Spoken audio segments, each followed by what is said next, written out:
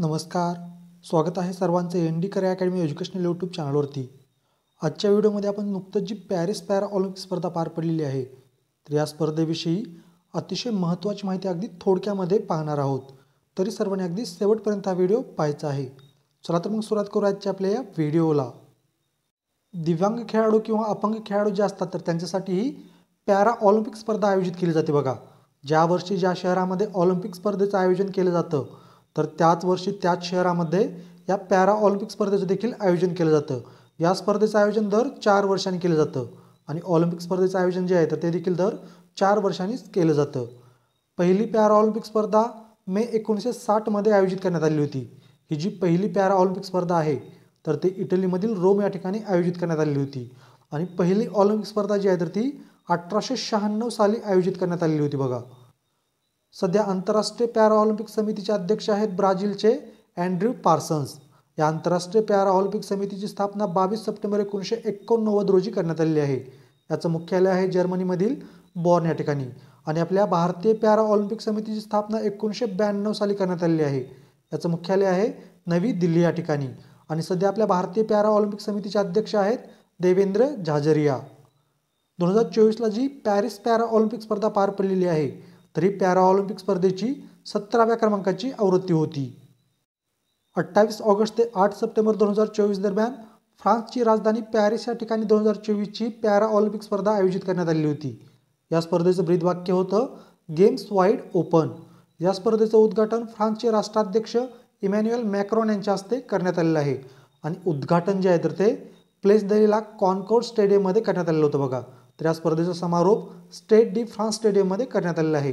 या 2024च्या Paris para Olympic स्पर्धेमध्ये एकूण 4463 खेळाडू सहभागी झालेले होते. यामध्ये आपले भारतीय खेळाडू होते 84. या 84 भारतीय खेळाडूमध्ये एकूण 32 महिला खेळाडू सहभागी झालेल्या होत्या आणि या 84 भारतीय खेळाडूमध्ये आपल्या महाराष्ट्र राज्याचे 9 खेळाडू होते बघा.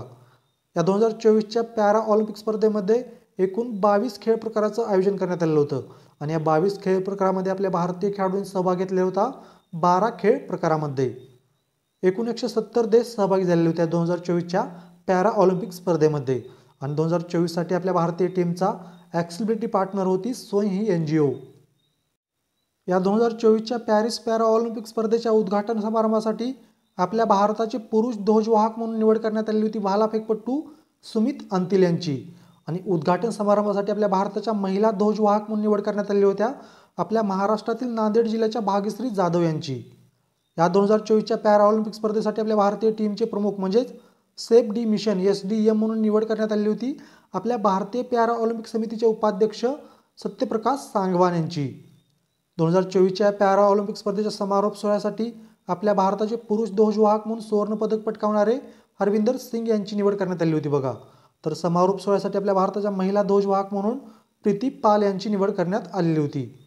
पॅरा ऑलिम्पिक स्पर्धेचा इतिहास जर बघितला तर पॅरा ऑलिम्पिकमध्ये आपल्या भारतासाठी पहिलं पदक जे आहे तर ते आपल्या महाराष्ट्राच्या मुरलीकांत पेटकर यांनी पटकावलेलं होतं बघा.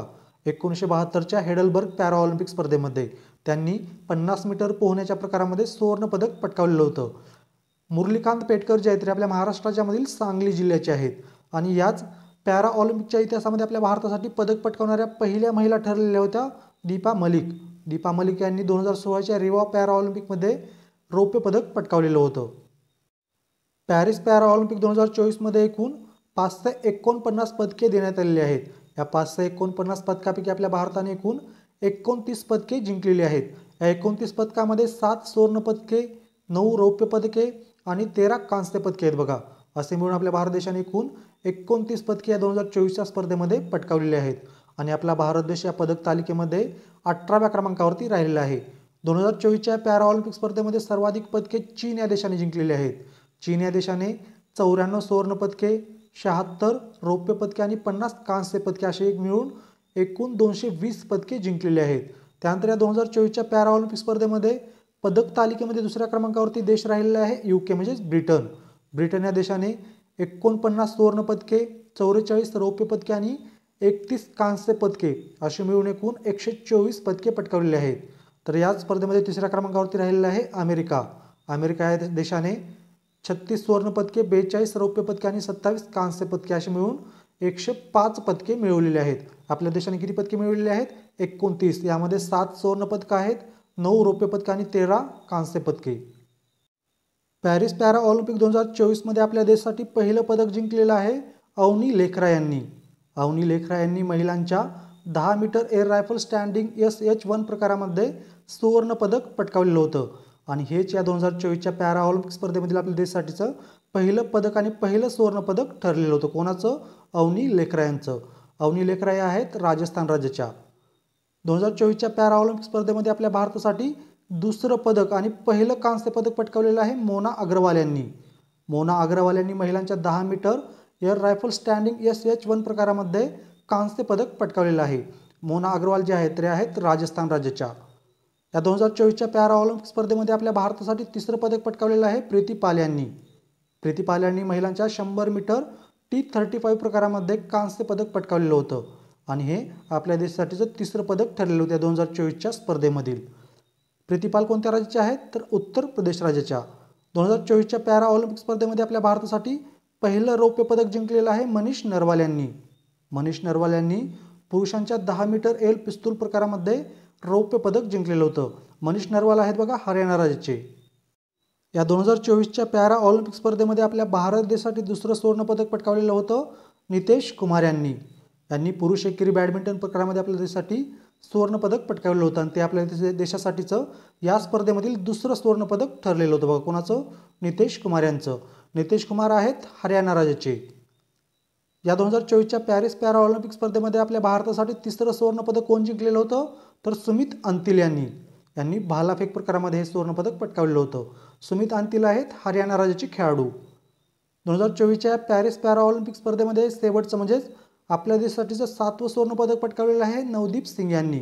यांनी देखील भालाफेक प्रकारामध्ये हे सुवर्ण पदक पटकावलेलं होतं आणि नवदीप सिंग जे आहेत ते हरियाणा राज्याचे खेळाडू आहेत. या 2024च्या पॅरिस पॅरा ऑलिम्पिक स्पर्धेमध्ये आपल्या महाराष्ट्रातील एकमेव खेळाडूंनी पदक जिंकलेलं आहे बघा. त्यांचं नाव आहे सचिन खिलारी. सचिन खिलारी यांनी या स्पर्धेमध्ये रौप्य पदक पटकावलेलं आहे गोळाफेक प्रकारामध्ये. सचिन खिलारी जे आहेत ते आपल्या महाराष्ट्र राज्यातील सांगली जिल्ह्यातील आटपाडी तालुक्यातील करगणी या गावचे आहेत. तुम्हाला या ठिकाणी फक्त जिल्हा लक्षात ठेवायचे आहेत. कोणत्या जिल्ह्याचे आहेत सचिन खिलारी? सांगली जिल्ह्याचे.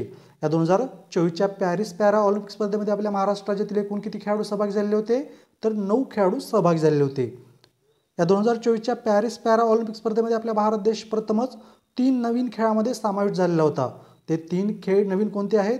तर त्यामध्ये एक आहे पॅरासायकलिंग, दुसरा आहे ब्लाइंड ज्युडो आणि तिसरा आहे पॅरा रोईंग. या 3 खेळामध्ये आपल्या भारत देशाने प्रथमच सहभाग घेतलेला होता.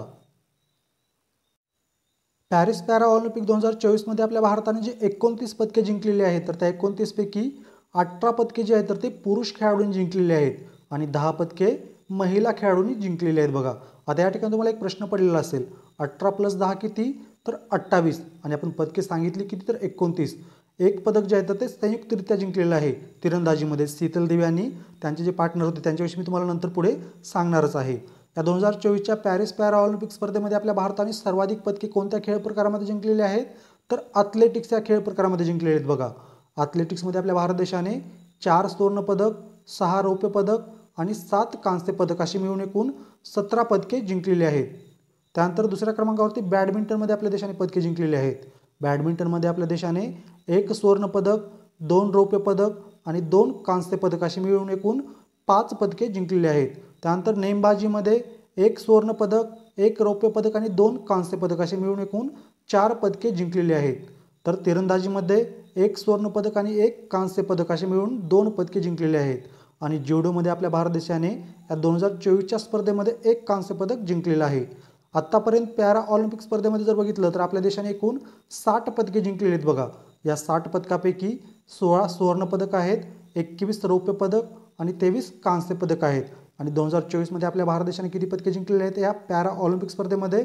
तर आत्तापर्यंतच्या 60 पदकापैकी 29. आत्तापर्यंतच्या 16 सुवर्ण पदकापैकी किती सुवर्ण पदक पटकावलेले आहेत? तर 7 सुवर्ण पदक. आत्तापर्यंतच्या 21 रौप्य पदकापैकी यावर्षी आपल्या देशाने 9 रौप्य पदक पटकावलेले आहेत आणि आत्तापर्यंतच्या 23 कांस्य पदकापैकी यावर्षी आपल्या देशाने 13 कांस्य पदक पटकावलेले आहेत. यानंतर आपण या 2024च्या पॅरिस पॅरा ऑलिम्पिक स्पर्धेमध्ये आपल्या भारतीय खेळाडूंनी कोणतं पदक जिंकलेलं आहे, कोणत्या खेळामध्ये जिंकलेलं आहे आणि ते खेळाडू कोणत्या राज्याचे आहेत हे पाहणार आहोत.